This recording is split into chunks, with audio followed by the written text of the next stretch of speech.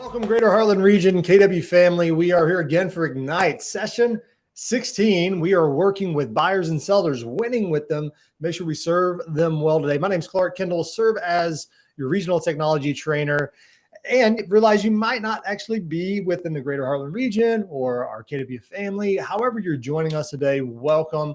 Trust you'll lean in this conversation of best serving your clients.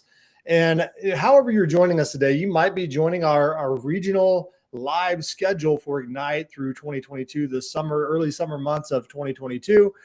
Or you might have happened upon this through YouTube or Facebook, whether a search or somebody sent it to you. Either way, welcome. Trust that you'll gain something out of this as much as you're able to lean into this conversation today.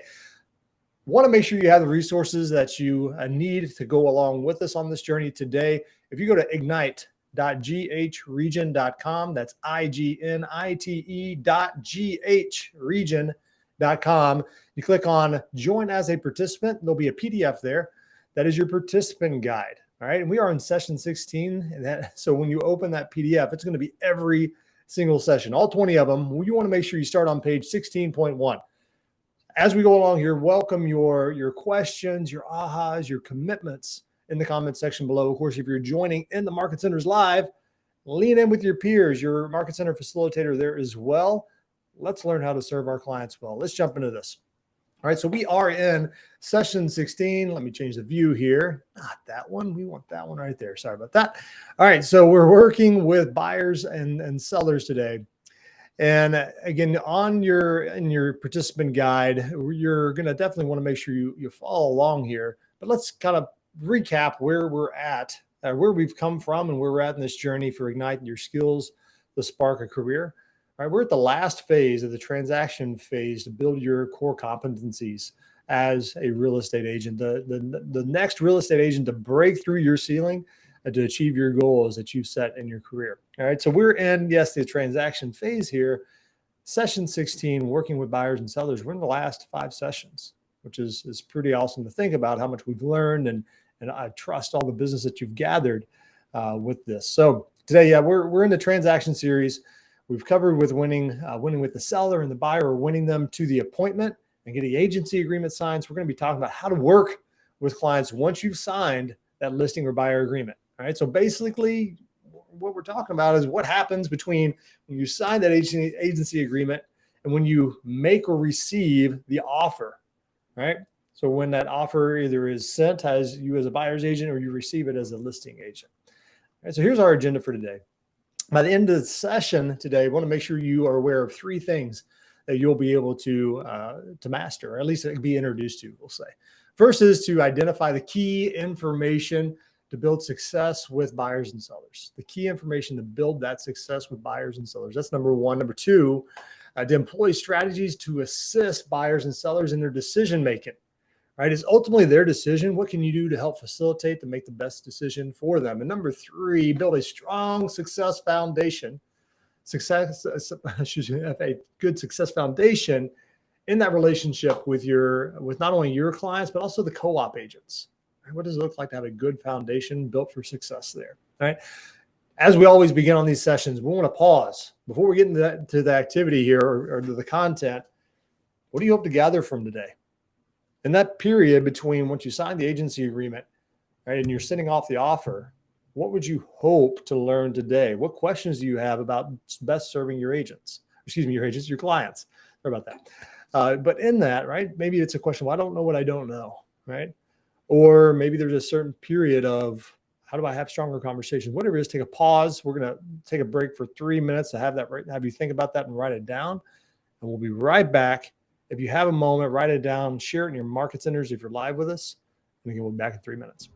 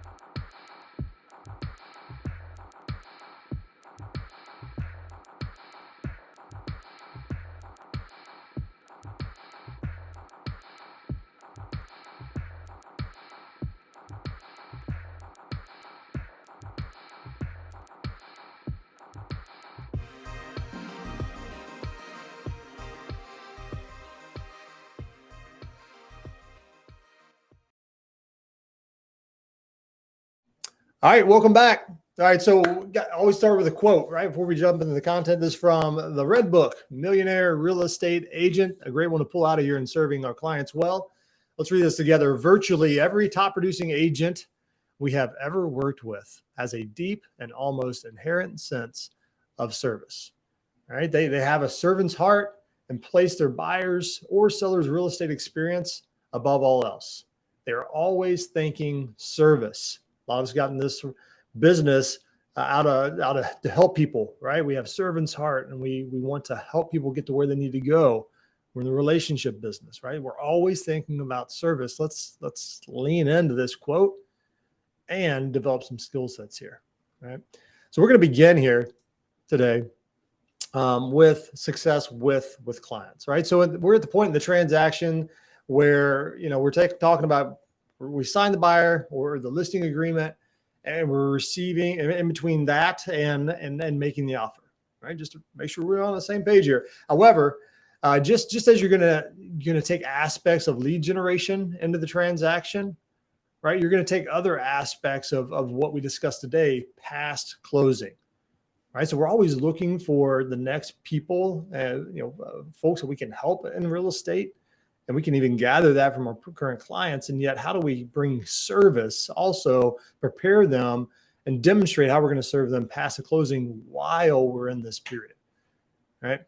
So let's cover the things you can do with both buyers and sellers to make this process transparent, right, honest and smooth for them as possible. All right. So it begins with great agent and client communication. It's two-way street here, y'all. All right. Communication is two ways. So we've covered this a bit in previous session, right? I mean, kind of a lot of ways before, including the assistance that Command can help in automating some emails that might go out through the transaction, through the KW app, through your buyers and sellers guides, so they always know what's coming next, right? So that's again, the intent there is to make sure you're communicating value, to your SOI and leads, of course, your clients. But here's the deal. Great communication, it's a foundation of great relationships, not just with clients, but in all your relationships. Great communication is that foundation, right? The depth and the trust and the value in that relationship, I guarantee, goes back to how well that relationship's communicating. So remember, when you're working with clients, they're trusting you with what is likely their biggest financial decision, at least up to this point, more than likely, right? The biggest financial decision that they've ever made.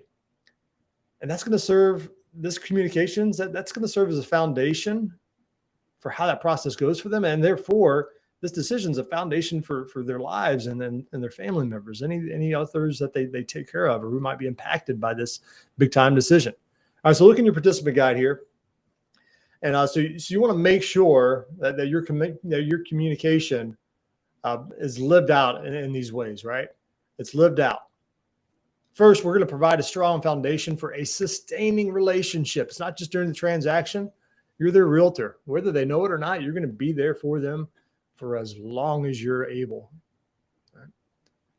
Number two here, we're going to set expectations, and we're going to manage those expectations proactively throughout the transactions. Proactively. All right. We're going to be on the front end, the tip of the spear of the transaction, and not even give the clients possibly the opportunity to ask questions from us, right? Because we're going to be so proactive here. We're also going to create a peace of mind for the clients. And of course, through all this, it's going to enhance your credibility more than you could ever imagine. All right, so here it's important to realize and recognize that you can rarely over communicate with clients. Think about that. At what point could you possibly over communicate with clients? Right. This is a complicated process, buying and selling a home, right? Making a real estate decision, right? They're only going to navigate it a few times unless they're investors. This comes once in a blue moon, right? Actually, I don't know how often blue moons come, but maybe somebody can help me out there. But it's pretty rare, right? It's not a frequent experience for them. So you'll continue to have to set expectations to keep everyone on track with your communication. Right. And of course, yes, there's a lot of ways we can use tech to help remind you of that communication. Right. So if you're feeling some pressure, like, oh my gosh, yeah, it is a complicated process. And Well, what actually do I communicate? That's okay, right? You're human, you're finite. Trust that. You're going to have the ability to understand what to communicate when through the technology, so you can make this communication scalable and reliable. All right. Own that fact that you're not perfect, right? Where can you create systems or create this communication? All right, before we get into all those strategies and tactics, right? Let's first understand this all important 3 levels of service. 3 levels of service. All right. This comes from the Millionaire real estate agent, right? And so remember, having those levels in mind, you're gonna serve your clients at the highest level possible through these. So what do we mean by a level of service through purpose? So those who have mastered service, right? Supreme customer client service, they have a clear understanding of why they should be hired, and they can communicate it to anybody at any time. Right? So great service begins with a clear purpose of why somebody should work with you. Now, if you don't feel confident of why somebody should work with you, go back to our early sessions where we develop our value proposition. All right, session 3, developing your value proposition. Okay. So in that, right, once you have your value proposition, you know your purpose of why, and you can communicate it through that value proposition, right? So you can translate that purpose of why into actual pieces of service. Your value proposition really should have the heart, should exude what your purpose is, and communicate how that's lived out, right? What's the tangible, at least, or experience through that value proposition. And thirdly here, highly productive agents, right? The ones that have high level of service, it's based on their commitment to be a fiduciary. Fiduciary, which might be a word that's fairly familiar with us if you're new into real estate. Right? This might be something that came up on a test quite a bit recently, or at least in the material as you're getting your license. Just a little recap, like how do you summarize that fiduciary? Because there's a lot of points to it and being a fiduciary, and yet in general, you place the client's interests above all of others, even yours as an agent. Even yours as an agent. So that fiduciary brings a level of care and from there, of course, trust that a functional agent, that might be a little bell ringer reminder there, that a functional agent does not. All right, so let's jump into that a little bit. Maybe dust off not that you have to dust off the material that you studied for the test, right? That's behind you. Right? But just a quick reminder, let's dive into this a little bit more. That concept of fiduciary. All right, so we actually did discuss this. Rachel Luss introduced this idea to us at first in Ignite through session 2, right? The real estate expert of choice. So when you operate as a fiduciary for your clients, you earn the right to be their expert of choice. Take a step and dissect that, right? Earning the right. How are we entering in that first conversation, our mindset of how we should approach that relationship or what we have the right to? We have to earn the right to trust, right? That's not just given to us in any moment. We got to earn the right to be their expert of choice. Right? So quick question, this functionary versus fiduciary, right? How well do you remember that? If we're going to give a quick definition here, I'll look at the guide here. All right, so a functionary has a specific task relationship with the clients, right? There's specific tasks. There's a checklist there, a certain task relationship with clients, right? They do the job by dotting the I's and crossing the T's, right? And a fiduciary, on the other hand, right? It's a high trust relationship with those clients, and always put the interests of at the forefront of the clients, right? For the agents. Right, so functionary, task driven, getting the job done, doing the bare necessities, right? The job fulfillment of fiduciary takes on that risk at times of themselves to serve the client. All right, so look at your participant guide for the chart of MREA, and it should detail the differences between the fiduciary and the functionary there. Okay. just for some more examples there. Let's move on to, just as a reference, a little refresher. Those are in there. All right. So some of those are probably coming across there, but let's jump into dual agency. Now here's a challenge here, right? You might be watching this in the good old state of Missouri or my home state, Kentucky, or Texas. Who knows where you might be joining today in virtual world here. So realize this, if you're in a state, dual agency might possibly be illegal, right? So you can simply mention that fact of somebody saying, hey, can you help possibly bring a buyer or help a buyer that's interested in my listing as you've listed it with me, right? So understanding if dual agency is actually legal in your state is a key piece here, right? So because this again kind of begins to open up a little bit of Pandora's box of fiduciary and functionary, and how can you serve in dual agency and be that fiduciary? I mean, there's a lot of topics and a lot of long time experience folks in real estate that have this debate a lot, right? So though this is legal in a lot of areas, right? Check your own local state law or your state laws. I'll say it's not advisable, right? Especially as a new agent, right? There's a lot of infractions that might endanger, and while you may not be aware of it as a new agent, right, it's really tough to not cross those lines, right? As you're looking at it for the best interest of your client that you first signed with, how can you serve both clients' interests by being a fiduciary, right? And oftentimes, I think the argument stands that do you have to step in more of a functionary role between both of those parties and not be able to live out your fiduciary duties, right?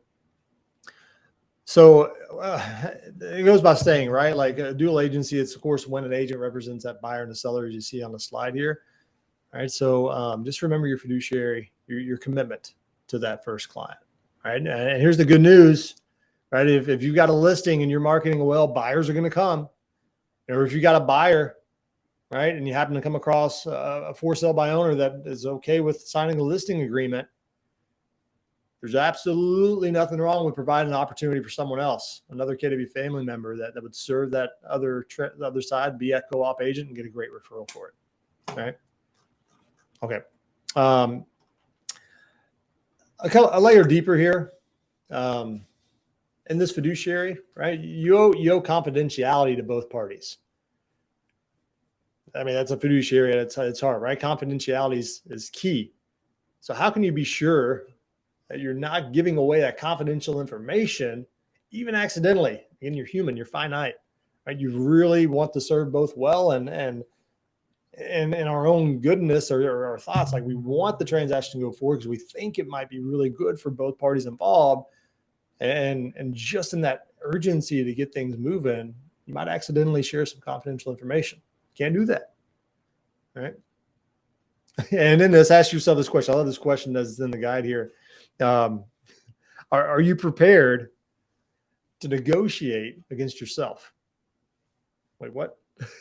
So when you're negotiating inspection items, how would you make the seller's case to the buyer, right? Like for example, like, hey, the HVAC system is in working order and shouldn't be repaired, while telling the seller that the system is close to the end of its usual life and therefore might need to be replaced or covered by a seller paid home warranty.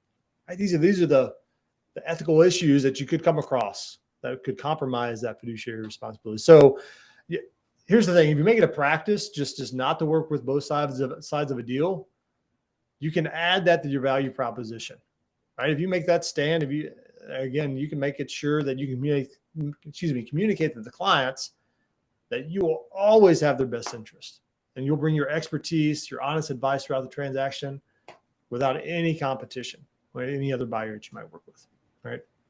So it adds your argument for a higher commission rate as well, so you'll never be receiving the entire commission that way, right? So you can definitely make an argument or an objection handler around that. All right, so moving on here, setting expectations. All right, we've talked about the 3 levels of service and being a fiduciary. So you could see those as the what of being a great agent, right? Those are the standards, those levels of service. Let's talk a bit about the how of being a great agent. So how you will reach the 3 levels of service for your clients is largely about that, again, that communication and education. Say that again, communication and education. That's the how. So as an agent, you are immersed in buying and selling houses every day, right? So it's your job. That's a prime responsibility, right? You're in this industry. It's your passion as well, right? So here's a reality for our clients. This is something they may have never done. Put yourself in their shoes. Even if they're a repeat client, right? Maybe do this every 7 to 10 years. That's what NAR tells us. Right? So the stakes are huge here. The stakes are high, right? For most of us in the United States, again, homes are the biggest asset we have. So you got to demonstrate your expertise in educating yourself and the client, your client on the realities of the current market. And y'all, markets are moving fast. They're shifting fast, little micro shifts here and there, right? I mean, there's volatility out there, right? Volatility in a lot of markets, and the housing market is no stranger to that. Right? So you gotta have your expectations. You got to set your expectations for that process for the communication, right? So a key component here to educating your clients is to review the entire process, right? Now you've likely touched on this, right? We had a couple of sessions during the buying and listing presentation. However, right, this is a complicated emotional process. People aren't going to remember everything the first time you tell them, right? I remember the first time my wife and I bought a house, and I mean, we were wide-eyed, bushy-tailed buyers, and we had a great agent. It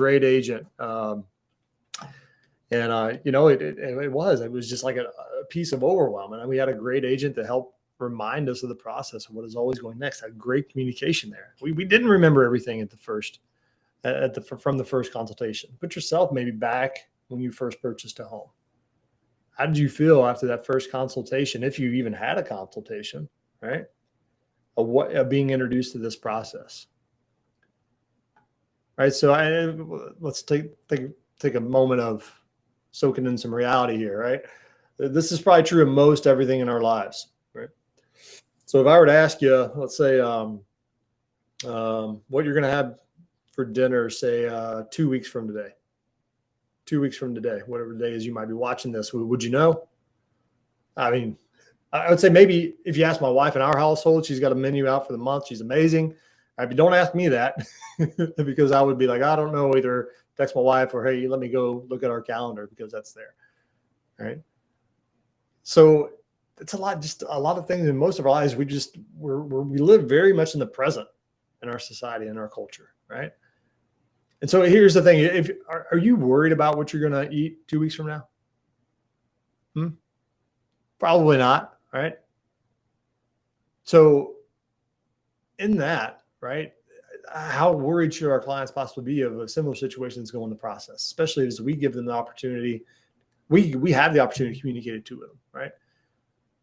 Because here's the thing, right? That meal 2 weeks from now, it's not your needs right now, right? You're most interested in what that next meal is, right? Or whatever's next in the schedule for your life or your family life, right? Picking up dry cleaning, picking up the kids from sports classes or recital, whatever it might be, your niece's birthday, whatever it is, a million other things. It's the same with the buying and selling process. And as it should be, right? I mean, it's a complicated process. We don't want to overwhelm them of all the things that have to come. They have to be knowledgeable of it right here and right now. Right. So in this, you want to make sure you review the transaction process continually, right? And especially as processes go up. And here's where I say I love the listing presentation, the buyer presentation. You can always reference that back and communicate that during the buyer consultation. Like, hey, this is a complicated process. I'm going to navigate you through this. I'm here with you every step of the way. I know this inside and out. So don't worry about what is coming next, because I'll be on top of it and communicate what's next. But in the case you do want to revisit this, here's our transaction. You can have it in the buyer and seller guide. You can also have it in the app. You can customize your value proposition and your service standards throughout the entire process. Again, buyer and seller guide. Use your app. My goodness, it's so good. It's so good. Have your buyer guide and the tangible one mirror your app. All right, if you haven't heard that yet, do it. All right. So let's kind of walk through this example here of, okay, we have this journey, but how important is also to set time expectations. So let's think through it. Say you told a buyer, all right, that they need to get out and see properties the same day they hit the market, right? 2 months ago, or say hit the market 2 months ago when they were focused on getting their down payment together, right? They likely probably won't remember the details there, right? So let's say if now you're setting them up on their search, right? You should update them on how quickly the market is moving in their desired area, the neighborhood, school district, whatever it is, and the price point. Right? So make it clear why it's important to shift their schedules around to the point of inconvenience if it makes sense on their urgency to see a house that fits their criteria. You set that expectation. Now, I'm just thinking through here in the St. Louis market, if somebody's looking around 225 and looking for a small 3-bedroom ranch, like as soon as that thing hits the market, we've got minutes to schedule that showing. Minutes matter at that price point in this current market. It does, right? So setting that expectation, right, that it might be an inconvenience, that's what the market's bearing. I'm here just to inform you of the situation. I don't want to steer you wrong, and this is how I believe we best win. That's important. You got to set that time expectation. Same goes for sellers here, right? So just because you might have covered like how chaotic that first week on the market might be at the listing presentation, right? That might have been 2 months ago. That doesn't mean they remember, all right? So reiterate how important it is to be flexible in showings, right? You got to anchor this in, right? It takes repetition for people to understand how they need to be appropriate in the moments that matter, okay? All right, so just remember you're always setting those expectations there for that process, and just remember, right? I mean, have conversations with agents in your market if you're not currently writing a lot of offers or you're in waiting of the home searches. Have conversations amongst your KW agents. We're here to see each other win, right? How are you managing? If you see a great buyer's agent, you see a great listing agent, ask them how are you managing expectations? What are you reminding your buyers and sellers of right now? Please ask that. There's no reason why you wouldn't. People are ready to answer that. They want to see you win just as much as hopefully you want to see them win.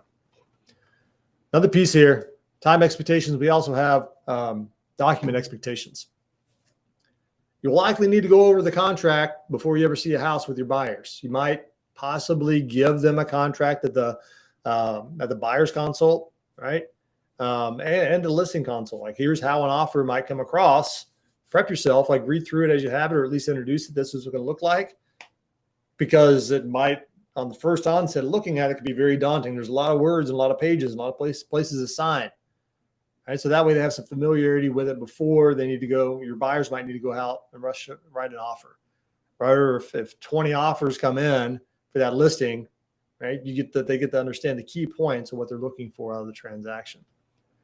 All right.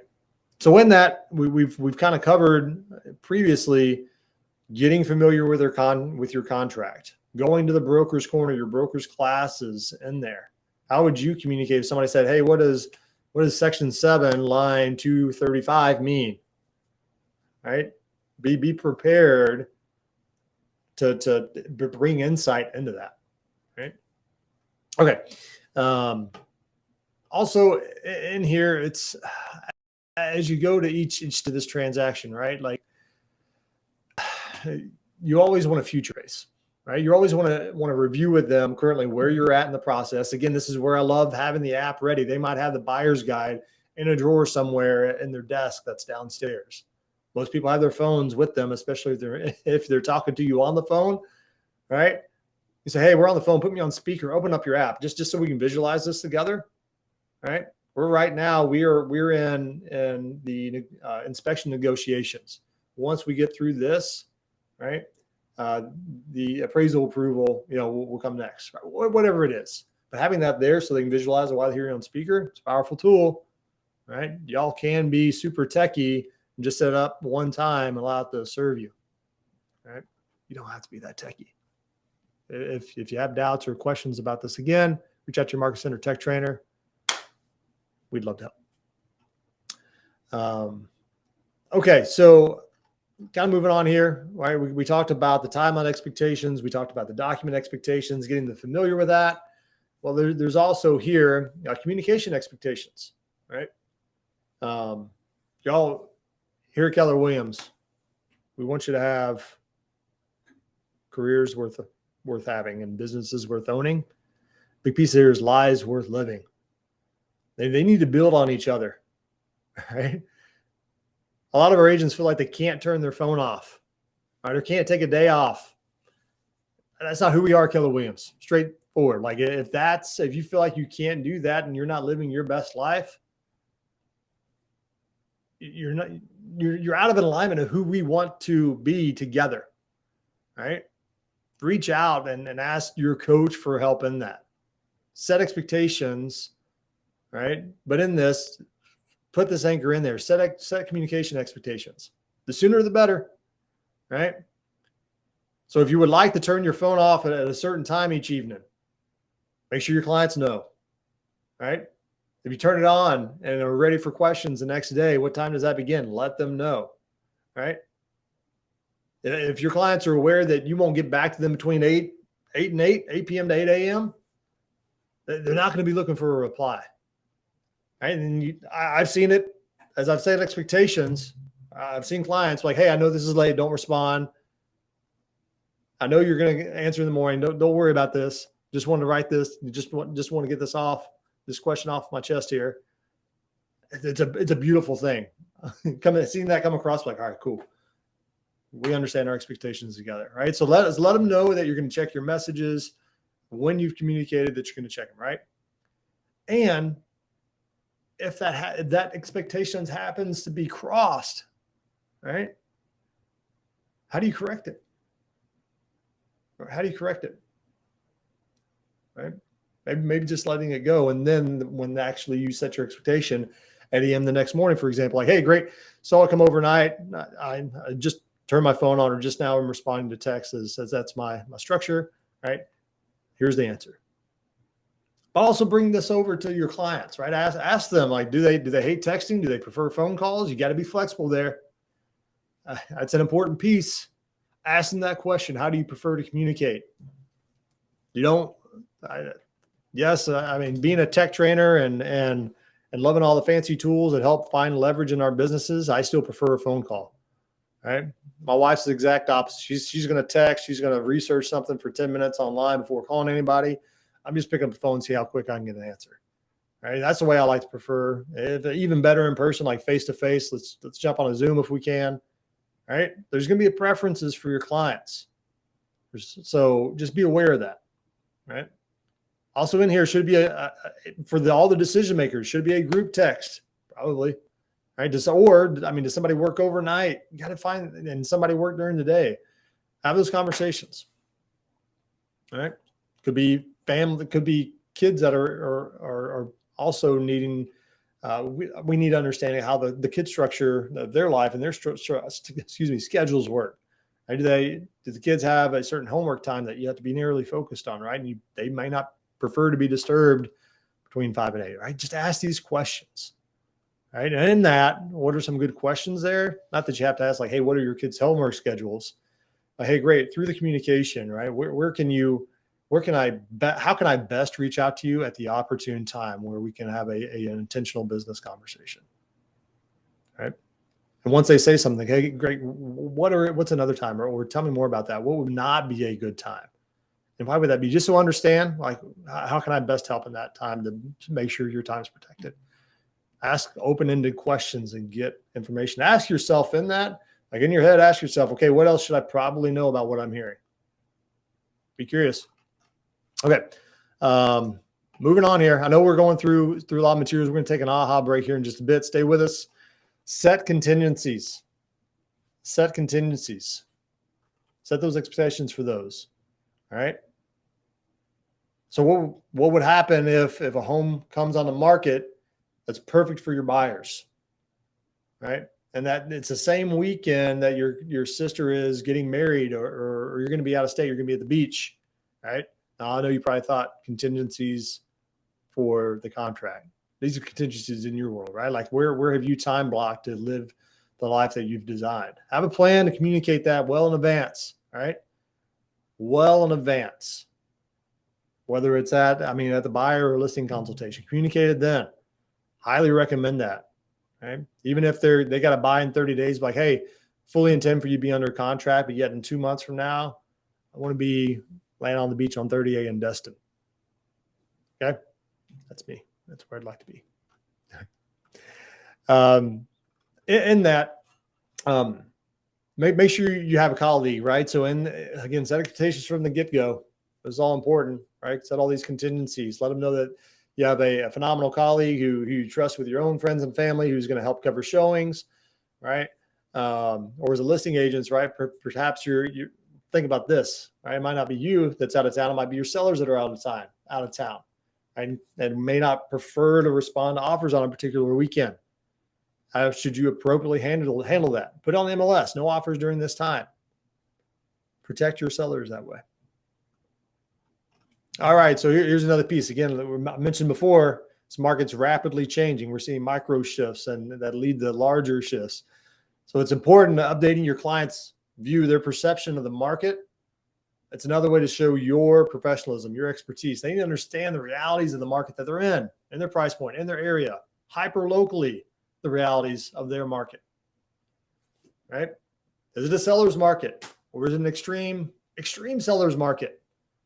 We've been having a lot of questions as MAPS coaches recently. Is like, hey, how do we know what's a buy when we're in a buyer's market? Now, granted, side point, like, okay, 6 months of inventory, yet what would feel like a buyer's market to our buyers right now?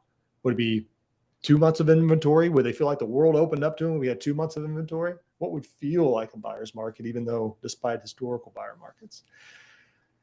Either way, right? How are you helping them understand? Yes, those national trends that they're going to see. How do you help them interpret that? There's a lot of buzz right now. I mean, I'm telling you, this is June 16th, or excuse me, not June 16th, June 17th, and just 2 days ago, we had 75 basis points increase on interest rates. That's all over the market, right? Or all over the news.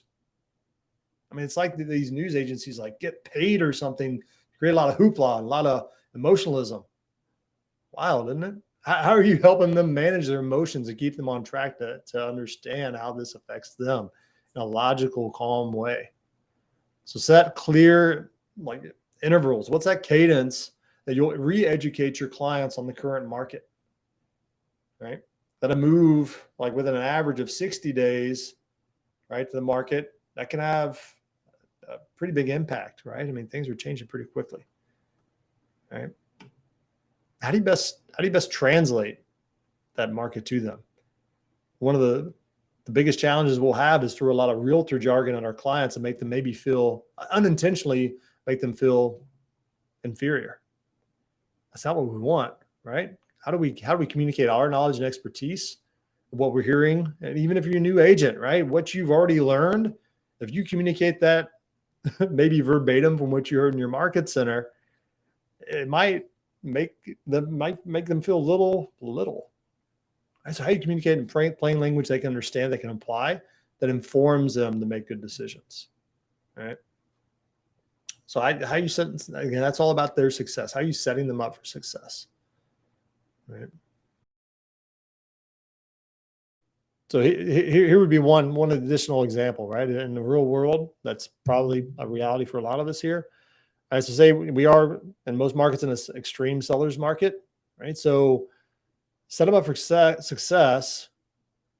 Would it look like success if you were going to show houses and their price point that most of them are going, say, above average, say 10% over list price, right? Should they be looking at the top top of their price point for what they qualified for? No, that's not setting them up for success, right?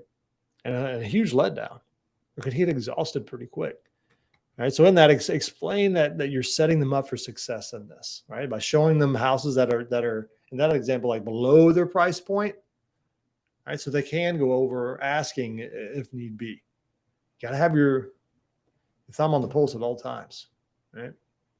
Continually have these conversations in the market center. This is why it's so good to be present, to ask questions, be curious, to learn from others in your market center. Together, everyone achieves more. We believe that at Keller Williams, right? That's don't take pride in the account of being in there and asking questions. You don't have it all figured out. In every new market, the best agent out there is not going to have it figured out unless they lean in and ask questions about what's going on. Right? Neither would we. Okay. Again here, as I mentioned, we're at this point in the slide, set the expectations where you can seamlessly with your KW Tech. Right? Buyer's and seller's guide, they'll help you walk through exactly what's next on the journey. You can also have checklists and opportunities for the buyer and the seller that you get to choose which of those checklist items are automatically emailed to them. It's great because oftentimes we undersell, we undercommunicate what we do for our clients, right? All those things you're doing for them, communicate those through the opportunity to automatic client updates, right? So make sure you have that there. Okay. Use your tech. All right. So here we're also looking at the 3 steps in gaining referrals. Now you might be thinking like, wait, hold up. I'm working with a buyer. We haven't put an offer on a house. I haven't fulfilled my mission. All right. We haven't gotten there yet. So why am I even asking for reviews or referrals? Right? Why would I do that? Well, if you've really communicated well from the onset, you built that trust, you're communicating your expertise, you're building their confidence, setting them up for success. You've already provided that value. You are more than able and empowered to ask for referrals, right? So you can tell your client at the beginning, right? Throughout this process, here's a script here, right? Throughout this process, right, I'm going to give you amazing service and earn your trust so that you'll need every member of your family to work with me. All right? There's an example of script. Setting it from the beginning. All right? So here's 3 simple steps that you see visualized here on the slide and gaining those referrals. 1, provide value. No brainer. We've talked about it a lot, right? Anchor it in, dig it in deeper. Repeat that. Provide value. Provide stellar service. Provide education, advice, care, empathize with them, right? This is exactly what we're talking about throughout all of Ignite, right? Provide that value. Number 2, this is a big one. There's nothing wrong in asking for help, right? Nothing wrong with asking for help in here.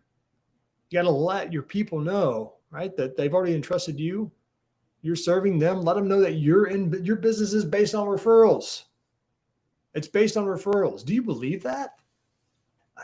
Ask yourself that question. Do you believe your business is based on referrals? We have to believe it before we ask for it. If you don't believe it, keep telling yourself you believe it, you need it until you do. All right? Now, this script could be as simple as like, hey, I rely on referrals. Right? If you know that anybody that's looking to buy or sell, I'd be so grateful if you could let me know. People don't know what you need unless you ask for it. Plain and simple. Sometimes we don't ask enough. Where are you not asking enough in your life? Outside of this, maybe a side question there, a little coaching question, can't help it. Right? Where are you not asking for enough in your life? You're worthy, ask for it. All right. All right, so reward the behavior of a referral. That's a piece here, right? Definitely want to make sure you reward. Don't wait for closing. Don't wait until after. As soon as a client or another member of your SOI tells you or they give you a name, that information, right? Or somebody mentions you in social media, like, hey, you got to work with Susie Realty from Keller Williams. Somebody calls you based on the recommendation, you get the phone. Like, thank them think that referring source and reward them right then and there. Like send a gift card, take them out for coffee, right? Maybe a small gift for their office, right? They're not only going to feel appreciated in that, right? Others that might see a gift like that, if it's publicly delivered, who knows? They might ask about it too. Somebody is there. All right. So also here, big piece, building $1 million database. There's other great courses that we learn about in Keller Williams talking about building a millionaire database.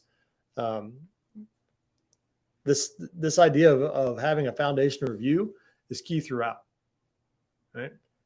You got to ask for those reviews throughout the transaction, right? So side question here, right? Those of y'all who are watching, or if you're in your market center, raise your hand. Have any of you all had any work done on your house, right? Recently, that maybe is a plumber or a drywaller, landscaper, whoever it is, right? Or maybe you needed like daycare for your children, new barber, hairstylist, right? Mechanic, whatever it is. Where did you start your search on that? Where did you start your search? When I think we hear search, I think we go online, might use our search engine of choice, right? And then we look at reviews. We like to see those 5 stars. Like this has changed so quick, y'all. I remember it wasn't too long ago, like this 5-star idea wasn't too prevalent. And now in 2022, like that's the scale. It's all based on 5 stars. It's fascinating how quick that just anchored in our lives, right? 5 stars. Right. You got to be sure, right, that you have as much positive web presence. If somebody search engines you, if it's Google, Bing, whatever it is, whatever profile pops up, if you don't have a Google My Business, create one. You can ask your friends and family to put reviews on there. If people currently aren't in your database and you're lead generating and you're following up with them, they're going to Google you. They will. Get those reviews in. All right. So got to tell potential clients there, well, and by this, right, you're setting up a trust and credibility from the onset, right? So make sure that you do that. Now, again, that would be my biggest recommendation. If you haven't yet, maybe an action item to take after lead genning and finding the business for today, get your Google My Business going. That's my opinion. I think it's the best. Most folks use Google. They Google your name from an open house, door knocking, left a card, flyer. They're interested in what you have to offer. They're going to Google you more often than not. So put it there. All right. But again, remind your clients of the process. Remind your clients of the process. Right. So what does it look like to remind them? Well, what's some maybe a little tactic or script to use here? Here's an example here, right? If purchasing or selling your experience exceeded our expectation, would you be so kind, give me a brief review? I'd also like your permission to use this in my advertising and marketing. Just that simple. Just that simple. Right? All right. Again, we're going to be moving to an AHA here soon, so bear with us. A couple more slides.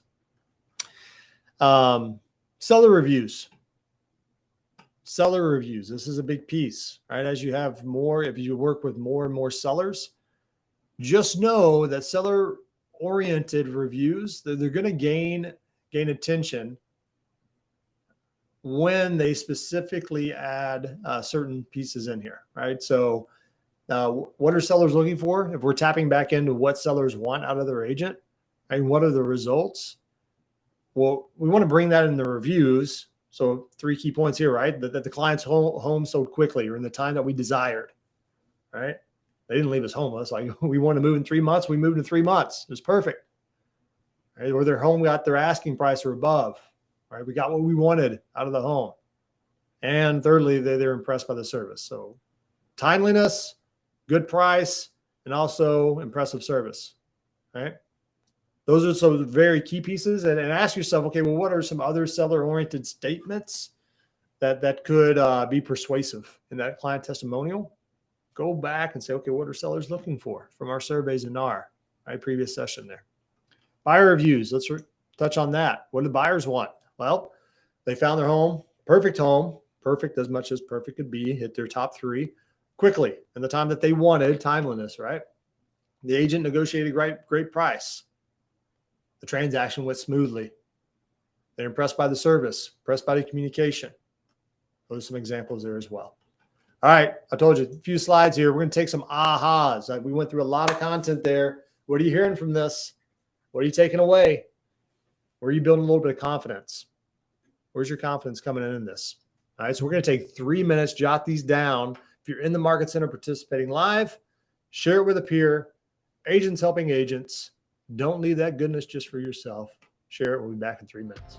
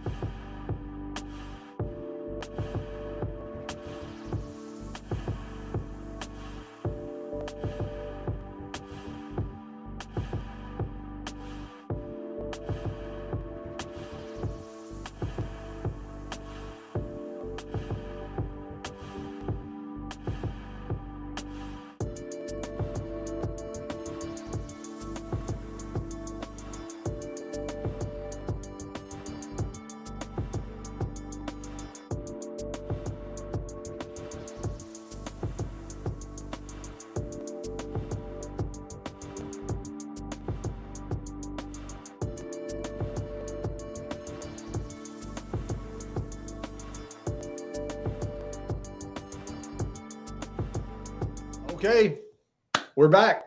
All right, so we've covered a lot so far, right? And I know what you're thinking. Like, we're one piece of this timeline. Stay with this. This stuff is good. It's important. All right, this is what is going to create a sustaining business and have clients for life. All right. All right, we talked about dual agency, reviews, referrals, right? But most importantly, we talked about the key ways to create happy clients, right? Happy client relationships. All right, so let's move on here. As I mentioned there before, right? What do buyers most want from their agents? Well, the three key categories here is right that what's not. Let's kind of focus on what's not here, so to speak, right? What's the lowest pieces here? It's help with paperwork, determine what comparable homes are selling for, and help determine how much home buyers can afford. Number one is help find the right home to purchase. The right home to purchase. Keep it simple. Over half buyers say that's important. Something you should focus in on. How do we keep that focus? You did a buyer needs analysis. If you've been following along, building your skill set, we had a previous session of having the buyer's needs analysis. It's so important to know what they want, why it's important to them. All right. So if you conducted that thorough needs analysis, right, go back. If you've done that, it's time to revisit it periodically. If you haven't, go back and there's no better time than now, right? What's the old saying? The best time to plant a tree is 20 years ago. Second best time is right now. Same with the buyer needs analysis. Don't feel defeated and like, oh, it's too late now. It's not too late. It is not too late. Please have that buyer's needs analysis. If you haven't done that yet, right, and you're like, I feel like it's too long, it's okay. Reintroduce, like, hey, I realize we have the chance to work together. Now I think is the right time to really dig deep, as we got to see a few homes together. Now that we got a taste, I like to go deeper exactly what you're looking for. All right.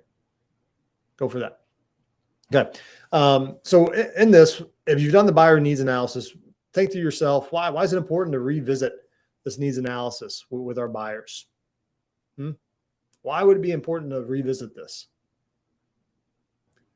Key piece here, it goes back to keep them on focus, keeps them set on the goal, keeps their energy high, revisiting what's important to them, test their motivation. Things can change, right? Needs, what they thought perceived needs were, revisit these. All of a sudden, they thought, having half of an acre was just one of the most important things you could ever have. And then all of a sudden, you know what? That's a lot of mowing. I just had to mow the in-laws yard, and that wasn't fun. Actually, I like to have a smaller yard. Things can change, but it also keeps motivation. You're keenly aware of that motivation. That's going to be so important, especially in the shifting markets that we have. Revisiting that motivation. Okay. So let's visit this world of this concept of buyers' lives change or buyers' world change. Right. So the answers that you might have thought of here, right? They fall in two. To answer your question, why would we revisit the needs analysis? They fall into two basic categories that you see here: buyers' lives change, and the world around the buyers change. Either case, buyers' needs change. Right? Just accept that fact. What they said 2 months ago, it's not etched in stone. Right? You ever looked for a product or thought you wanted to buy a car? You thought, that's it. That's the car that I want. I mean, it's beautiful. My neighbor down the road's got one. Absolutely loves it. I want one too. And then you get in a test drive and you're like, I hate this car. This is awful. It drives awful.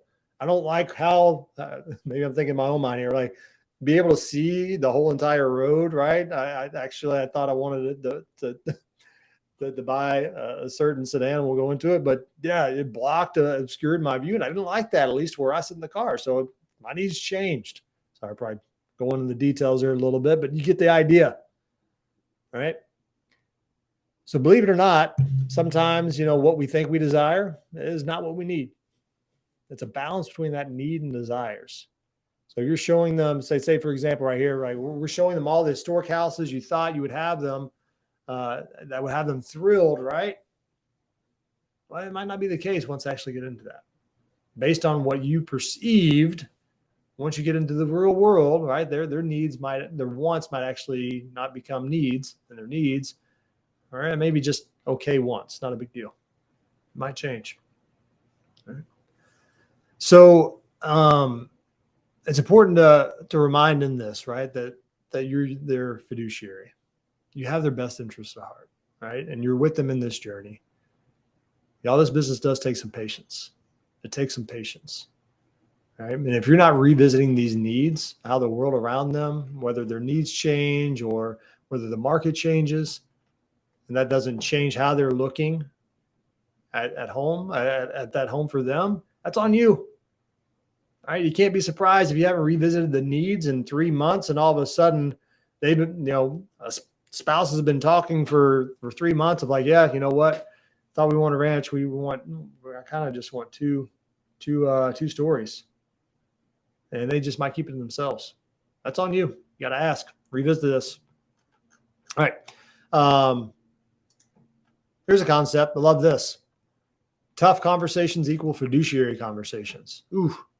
Tough conversations equal fiduciary conversations. Yeah, at times, people that we have just begun working with or in a couple of months of working with might have tough conversations because we care about them. Do you care about your clients enough to have those conversations? You have to. You have to. You got to get kind. If that feels a little uncomfortable, all right, get comfortable getting uncomfortable in that. It'll become more comfortable over time, right? So conversations in this, right? It's through the needs analysis and assessing there.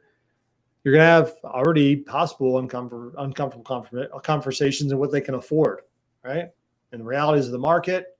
They might want to really fall in love with $400,000 homes, but they can only afford $300,000. And thinking through, maybe it's a good side point here, right? What are some other conversations that you need to have with clients along the way? What other conversations do you need to have with clients along the way? I think this is a phenomenal question to continually ask in your market center, right? This is where agent masterminds, as they're hosting your market center in your region, bring this question up. Hey, what conversations are you needing to have with your clients right now to set them up for success? It's a general statement and a great one to be really curious and open-minded to. Could be, hey, don't buy things. Don't go buying a boat a week before, $50,000 boat a week before closing. The transaction not going to happen as a for a buyer, right? Also communicating, or you're having conversations like, hey, you know what? Keeping that pre-qualification up to date with your loan officer. Don't quit your job. Don't get married just yet, right? If you've qualified for a home and you're going to purchase it, getting married affects that. You could have a home or your home search at risk in order to change that. Right? Or if you are, at least communicate with it, right? Not say don't get married. Maybe that's not the way to put it. Like, hey, if things change in a relationship and you happen to get married or something, like, let me know. We got to work through this because that's going to affect how you purchase the home, right? Or sell the home. Also, of course, there are other things like pay bills on time. There are all these things, conversations that you'll have to have with clients along the way, right? And you have to give reminders for it. I think it's a phenomenal idea to have a top 10 do not do's, right? The most frequent things that might mess up a transaction that might seem harmless, but can really affect things. Some of the things we mentioned there. Okay. So, but again, this is something good. You can use put in your buyer guide, your listing guide, but also on your app. You have to put those in the buyer and selling guides in the app. Okay. All right, so we're still working with buyers a bit here. We'll have take another bit for ahas, and yet we want to make sure that we're showing homes for needs analysis. Based on that needs analysis, getting what's important to them, based on what they can afford. This might be really simple to say and seem like a no-brainer, but you have to. This is so important. It just has to be said. Right? This is a process. Right. And you'll end up finding homes, bringing them homes on MLS or showing them homes on the app. Right. You got to provide them homes that are based on their needs analysis. Right. And within that expectation setting and their timeliness of the market. Right. So just I mean, that kind of goes without saying, but let's go a little bit deeper into here. Showing home best practices. Follow these tips here in your participant guide. Make sure you're following along here. Show only the best properties your buyer. Wait, what? Show only the best properties for your buyer, the ones that you've thoroughly screened in advance. How is that buyer's needs analysis informing what homes you're knocking off the list beforehand? Right? Or if your client says, hey, I checked these 10 homes I'd like to go see, and as you go through that list of 10, and there's 2 that pop up that have nothing to do or don't seem like they match at all for the buyer analysis, what's the appropriate response? Hey, Mr. and Mrs. Buyer, or Mr. whoever's buying the home, those 2 homes are checked. I'm not understanding how it's actually a good fit. Can you tell me more about what's in here? And then go in and needs analysis. Okay, you like a larger yard of an acre. From our needs analysis, I understand that we want a quarter max. We need to go back and understand what those needs look like. Is that not any more important? I want to make sure that we're on the same page. All right. So also in there, have MLS printouts, electronic versions, right? Out there with pricing information, key details of the property. You can actually create agent collections. All right. Yes, I know I'm going to go on about that, but you can actually create agent collections. You can go in command and create a collection for your agent to have on your client's app. And it could be showings for June 20th. All right. Here's our showings for June 20th, and the 5 homes you're going to look at it right there with all the details, and they can take notes on it. All right, you want more information on the answers.kb.com, reach out to MCTT. All right. Also, mark properties on a map and answer location questions. Mark properties on a map and answer location questions. What questions might come up? Who knows? But just be ready to receive those. If you don't know, be honest. Say, I'm not sure. I want to make sure I give you the right answer. Let me dig in a little deeper and give you the 100% right answer. Number 4, be knowledgeable about the property and neighborhoods. All right, about the property and neighborhoods as much as you can. Be aware of the property and neighborhoods. Now, this doesn't mean you have to be a 40-year expert on a neighborhood. I know a lot of people have built large businesses and owning a very hyper-local market, right? Doesn't mean you have to have their 40 years experience, but the knowledge that you do have around it, maybe it's visiting, if the HOA or the indentures are on the MLS, getting a little bit familiar with those before going and seeing it. All right. So know the property and neighborhoods. Number 5, include recent comparable sales so you can answer pricing questions. Number 6, point out potential issues, concerns with each house. Again, maybe based on the needs analysis, or as you develop your expertise over time, it might be a certain build or floor model that might bring up some concerns. Who knows, right? So there's some great tips to follow through there. So here's the deal. Showing homes when you get in there means agent interaction. What do we mean by that? What do we mean by that? Well, in the MLS, you have agent remarks. Make sure you're reading those. Right? Make sure that you're honoring how the listing agent has set that up. They'll have instructions there. Calling an agent to schedule an appointment, right? When the instructions, the remarks say to do so, do it. Right? Honor that. It might not be the way you would put a listing in, yet honor that co-op relationship from the get-go. Right? Be that professional. Start that potential working relationship off well. Right? So another example here, right? Trying to schedule maybe a showing, like say if you were looking to schedule home tomorrow, when instructions say it's not for 2 days from now, right? Honor that. There's a reason why the agent put it in there, right? Whether you agree with it or not, there's a reason why. Start that potential working relationship off well. All right. Now that doesn't mean you can't ask the agent for questions, right? I mean, there's nothing wrong with that, right? But just be sure to read that listing and before you inquire or make the call first. You might get some questions answered right off the get-go. All right. But I mean, just that said, like if there's an offer deadline in there, don't call them, try to push it. Right. It's not going to start off a working relationship well. There's a reason why it's in there. Okay. Moving on here. We are going through your home tour toolkit. Here's a kind of getting a little bit more pragmatic here. Consider having a home tour toolkit. Some lists here, right? Sanitizing wipes, paperwork, ready to have the offer ready to go, or at least maybe a backup. Because here's the thing, you might like writing offers at a coffee shop right afterward with them. Well, maybe the internet's down or something. Like have a copy on hand.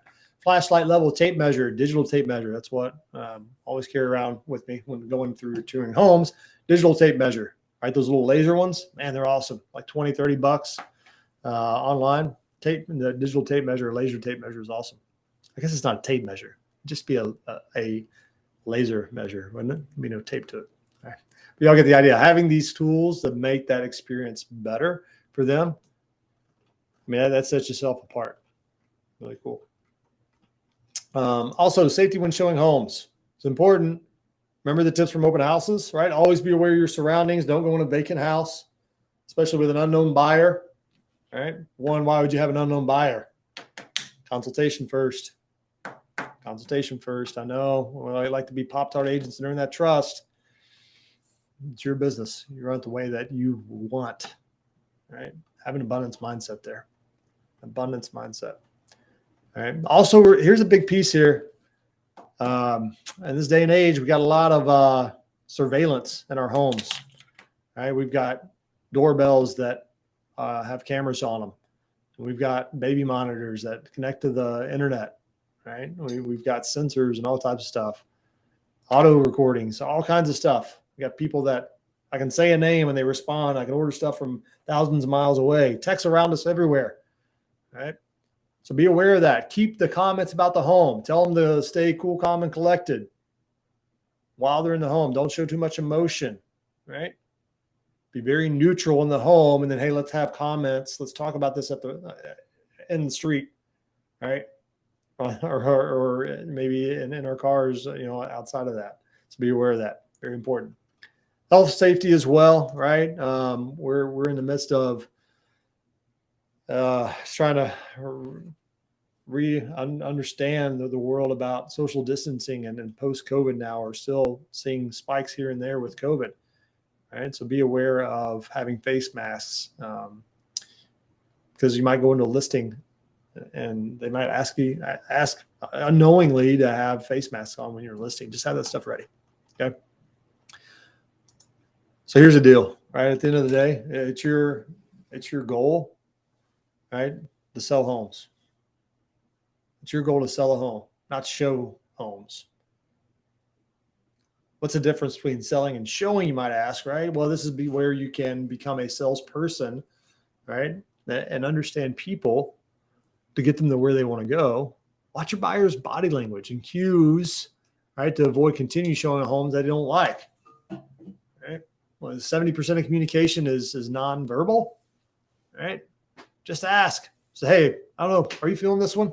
Kind of getting a vibe here. I don't know if this is a really good fit for us, for you, right?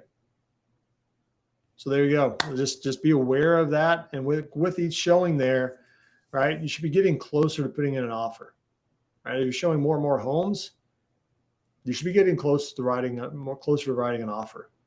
If you're showing 5 similar homes and you show the first 2, right, and they just say, you know what, I don't like these at all. The next 3 are very, very, very similar. Understand what they didn't like about the first 2, but hey, you know what? I get that. And I just want to be clear. I think the next 3 homes are going to look a lot like this. I think it could possibly be a waste of time, but these first 2 aren't your cup of tea. It's not that right fit. I think we need to reassess, and we need to look for some more showings outside of these 3 we got scheduled. Right? You don't want to wear them out. Okay. So in this also, here's some great scripts and some skill sets here as we should be getting closer to an offer, right? It's good to make decisions along the way. So a great question to ask there, right? If you've shown a couple of homes, hey, we just saw home A, we just showed home B, right? If you had to choose a home or a property to purchase right now, which one would you select, A or B? If they say B, okay, great. Let's mark A off the list. They're making decisions, small ones, right? They're not making an offer yet, but you're moving closer, right? So in that expectation, right, showing prior homes, and let buyers know, right, that they're getting closer, and yet they're unlikely to find that perfect house, right? There's no perfect house out there. Even folks that build from the ground up, they pick out that perfect piece of land, they build that home. A month into that process, or once they moved in, like, you know what? I wish we had done this. They built it. They designed it themselves. There's no perfect house out there. All right. Okay.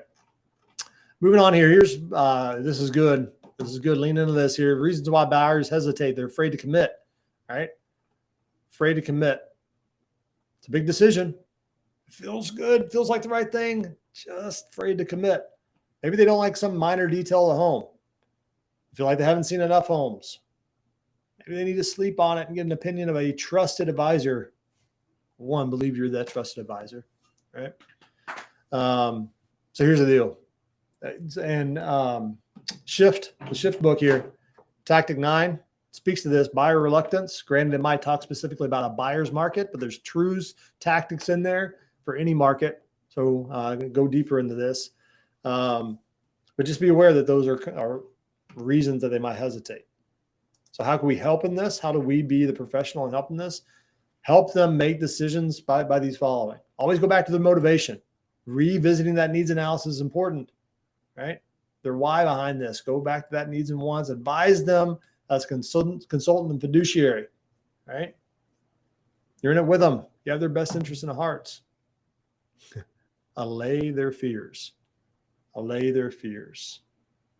Receive them, acknowledge them, respond to them, but yet inform them that it's going to be okay based on what we understand. It's normal, right? And yet this is getting us closer to where you want to go. Solve their challenges. Calculate the cost of waiting. Share a scenario of a recent loss, whether it's another buyer or maybe somebody in your market center, right? Buyer slept on it. They didn't get the next day. They really regretted it. Now they're back to where they were a month ago. All right. There's also guidelines in there that you'll have in your participant guide there. All right. So those guidelines you see here on the slide, you also see in the participant guide. All right. We're rolling through here. We're going to take another break here. Some ahas. Write this down as we were working just with serving buyers well. Take 3 minutes. Then we'll jump into success with sellers. And then we'll move on. See you in a bit.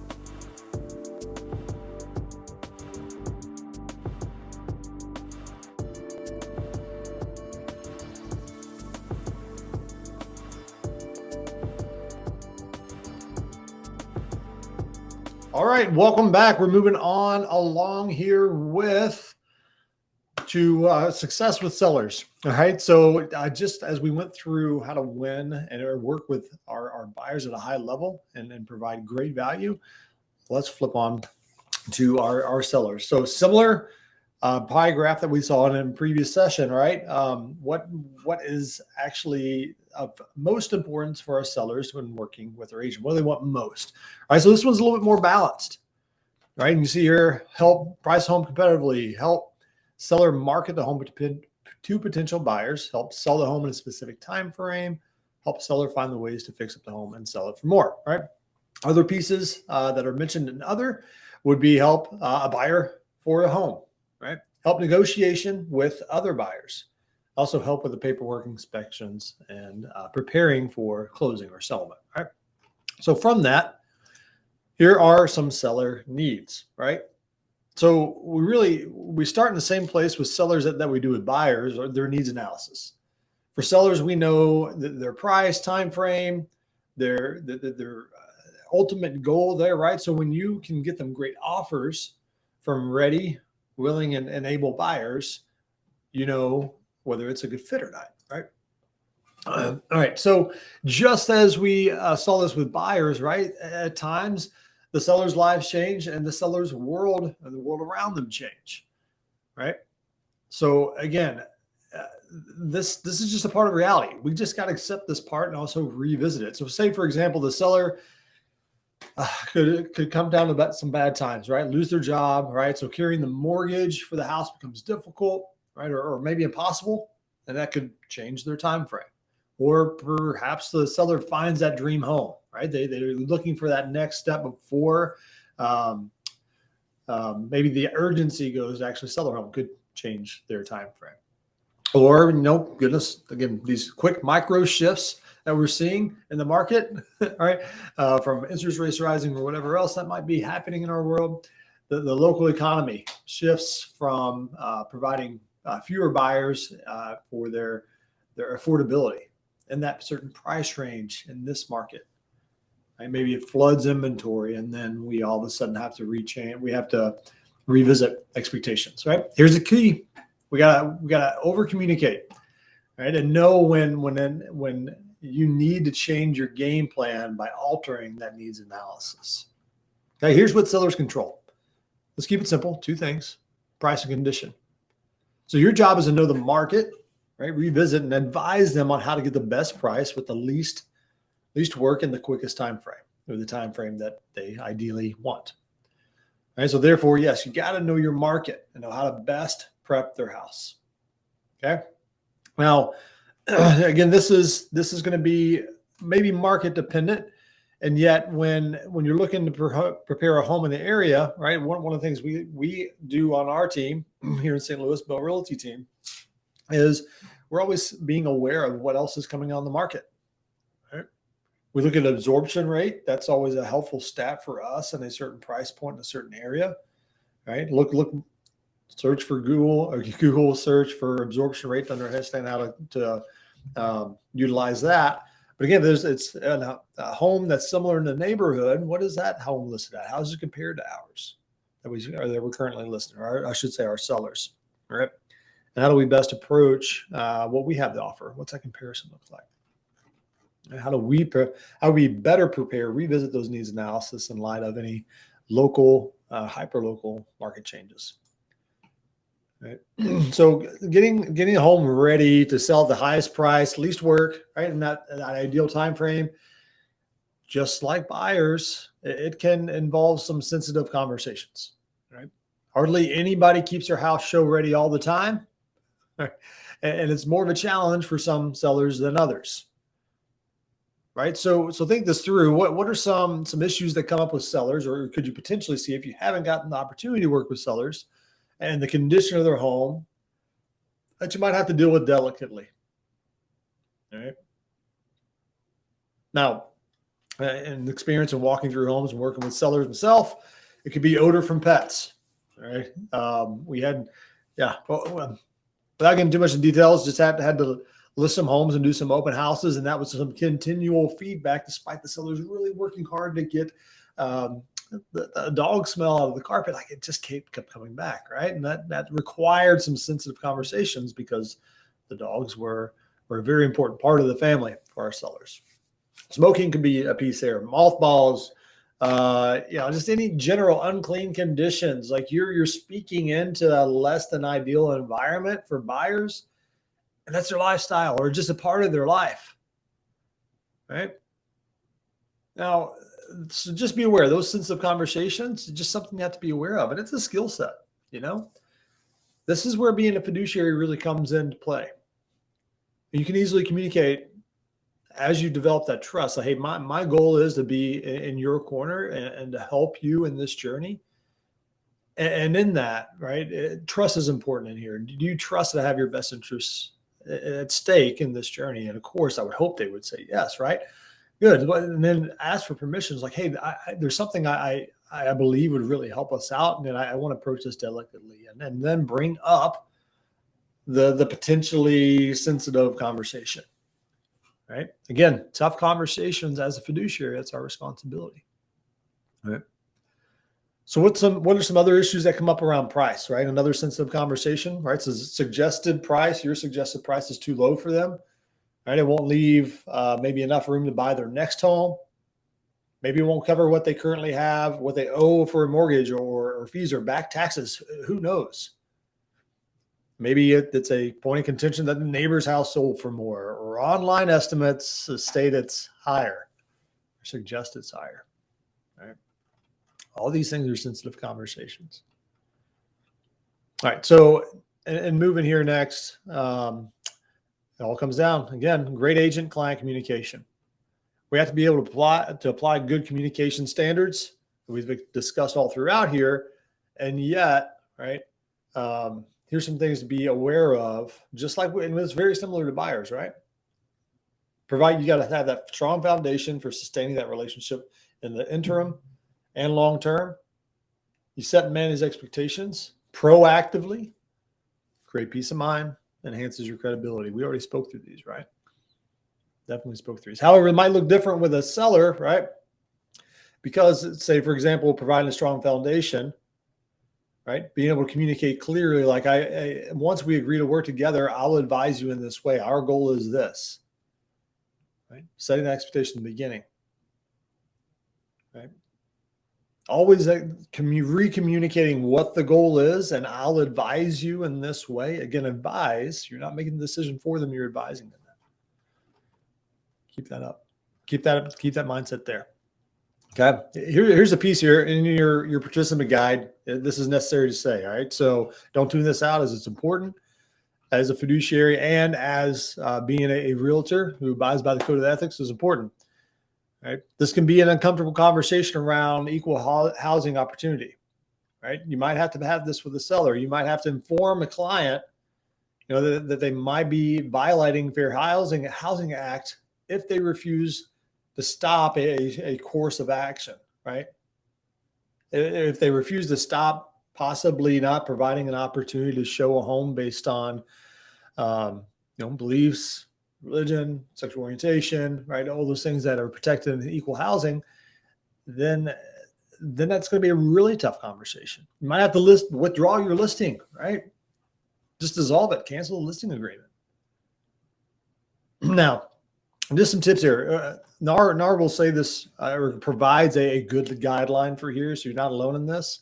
All right, so if you have a client who's violating those fair housing laws, follow these steps. Right. Number one, remind the client of their obligations under the Fair Housing laws, right, or under the Fair Housing Act, right? And your policy is not to discriminate. I get that out there, right? Straight and forward. This is where you stand. Two, discontinue representation of a client who has, in word or deed, already violated the Fair Housing laws. Number three, you got to report this to your broker immediately. Four, fully document the situation, right? And in writing, get your perception of what has occurred, any other hard evidence through there, including the client actions and what you did in response. Number five, if you're unsure if a client's violating fair housing, right, reach out to your broker, reach out to Market Center leadership, and find an attorney that have them guide you through that. Okay, just important. And in this, granted, like as realtors, we're bound by a code of ethics, and we, by law, we follow the fair housing. You also have at the heart of who we are, Keller Williams, right? The Y4C2Ts, right? Y4C2Ts. Here's the thing: whatever commission you might receive, however lucrative or attractive it might be, it's not worth your integrity, right? It's not worth your reputation. And we've discussed this value, right? And your commitment, our commitment to upholding the fair housing laws, right? So just avoiding this, you get to run a smooth, clean, honorable business, and you get to take pride in that, right? All right, so here we're going to move on from this and say, okay, listings, right? They're part of the 3 L's of the triangle: leads, listings, and leverage. Well, in order to capitalize on that, you want to have a good marketing plan that generates leads. And the Red Book, or MREA, speaks to this, that the main focus purpose of marketing listings is to also gain more business, right? So highly productive listing agents, right? They market the brand and market the listings at the same time, and yet this marketing opportunity, it's why it's so important here. It's why it's one of the pillars, because when you focus on listings, the buyers are going to come, right?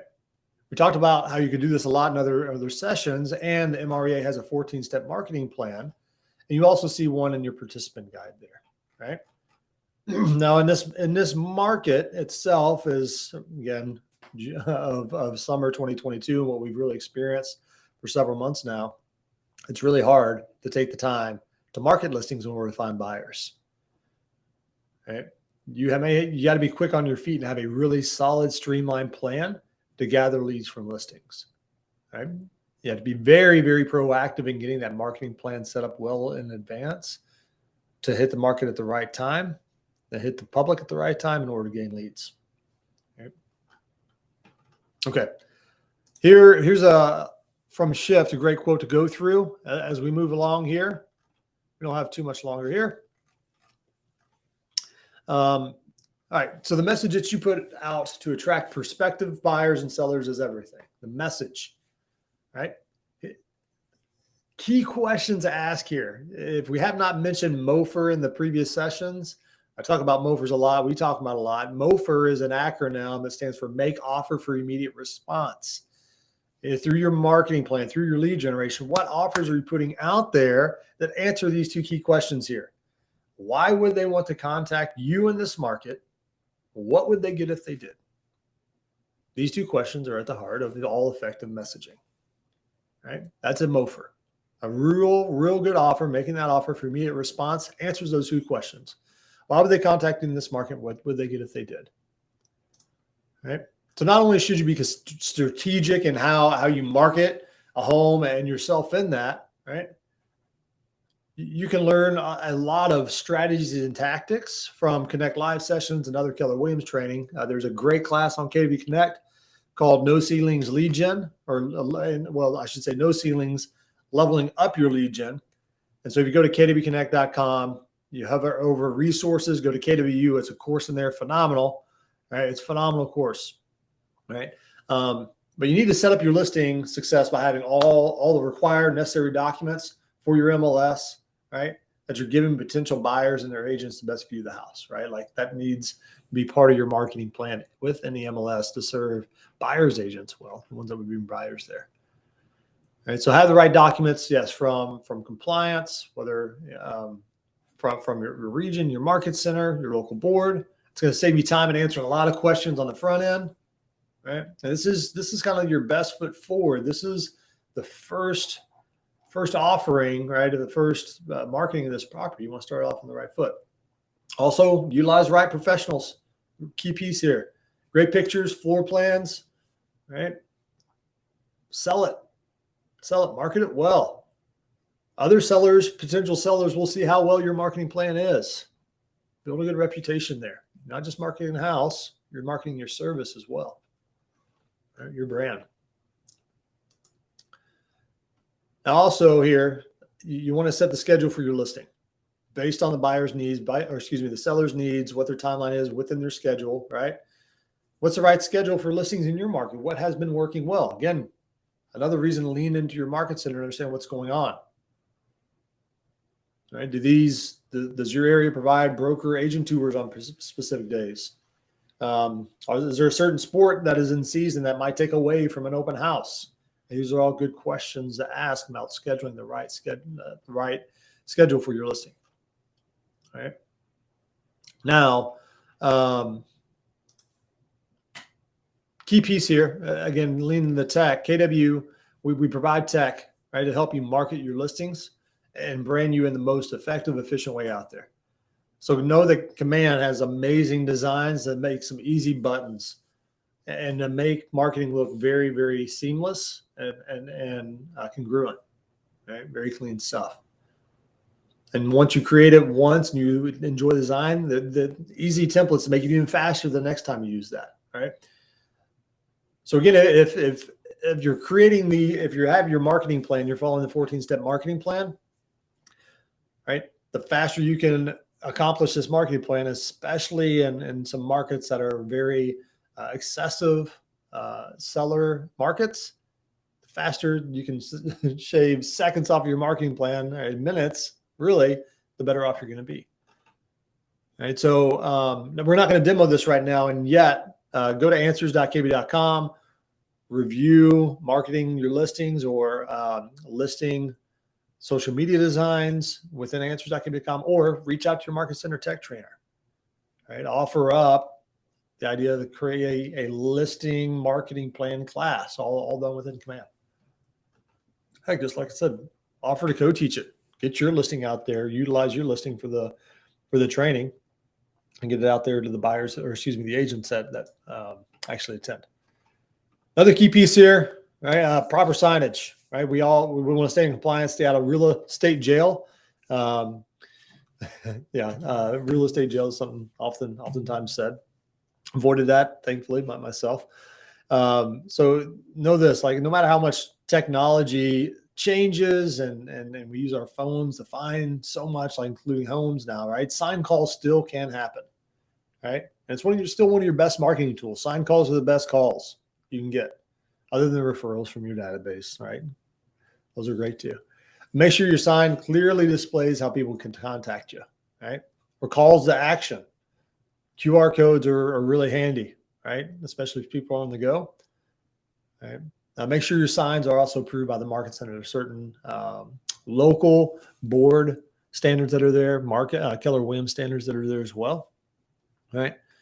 And make sure you only put your sign up as early as you're allowed, right? And you want to make sure you're within the NAR clear cooperation, right? So within that, just so you know, if you're not unaware right now what that NAR clear cooperation states, that within a business day of marketing a property to the public, right, the listing broker, meaning you as the agent or in your office, has to submit the listing to MLS, right, for cooperation with other MLS, other agents, right, and other brokers. Okay, that includes signs, anything in windows, any digital marketing, right? If it's a coming soon, it's got to be in the MLS within 1 day. All right, so that's clear cooperation. Ask your broker, market center leadership for more information on that, but stay in compliance there. All right, we're going to roll through here. Yes, there were some ahas. Feel free to jot those down real quick or star a page to go back there. And yet, success through co-agents. This is a key piece here. Once you get some nibbles, right, or maybe you're biting at a hook of, I guess you say get nibbles if you're a listing agent, or you're a buyer's agent that is biting the bait there on a home, you'll be communicating possibly several different agents, right?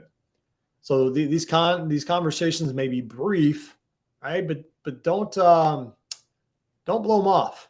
Right? Don't see it as just a quick little conversation. And there can be a great opportunity in each one of these conversations. You're making a first impression. Again, every single moment that you're introducing a conversation with a co-op agent. All right.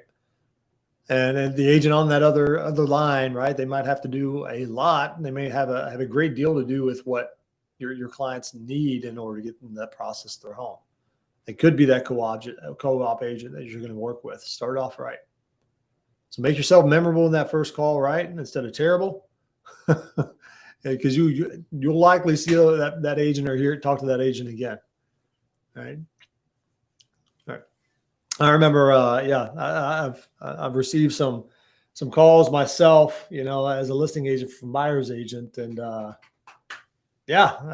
multiple calls from that agent on different listings, and wasn't always excited to see who was that agent who was calling on the other end based on previous conversations. So don't be that agent. All right. So yeah, what we're going to kind of walk through here, we're going to kind of wrap this up because we covered a lot, right? There's a whole lot that we covered through. And I gather that what you heard a lot here was being proactive and being in communication, being service oriented, leading with integrity, right? But in specifics, how has your thinking changed around this? How has your thinking changed? I hope you feel empowered, right? That you have new knowledge. You may be aware for the first time. Awareness is truly the first step of change. So how are you going to change? How is your thinking change? And how is it going to change your how you feel differently about this process? The opportunity to serve at a high level.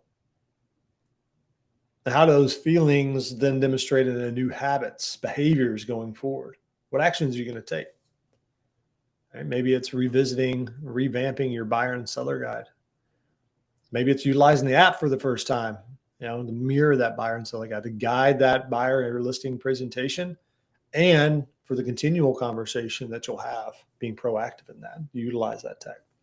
All right, so write down those ahas, share them in your market center. We are going to go ahead and shift away from this content. And if you are in the market center, or if you're following along, you have this great opportunity for the success system.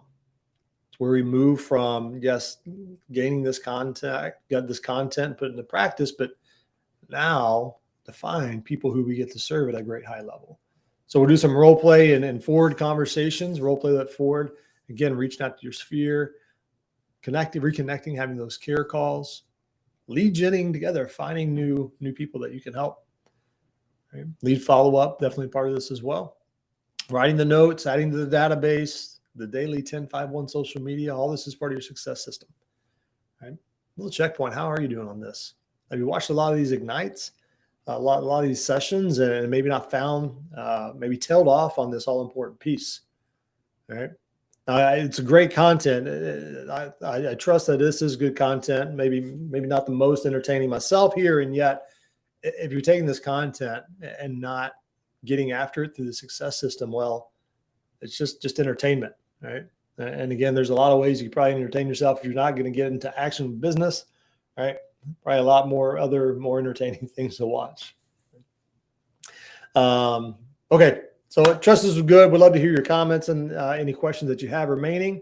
We'd love to answer those for you, and any ahas, action items that you're willing to commit to. Thank you all for joining us. We have 4 more sessions left. The next one being making and receiving offers, an important piece of negotiating these and putting your client in the best place possible. See you next time.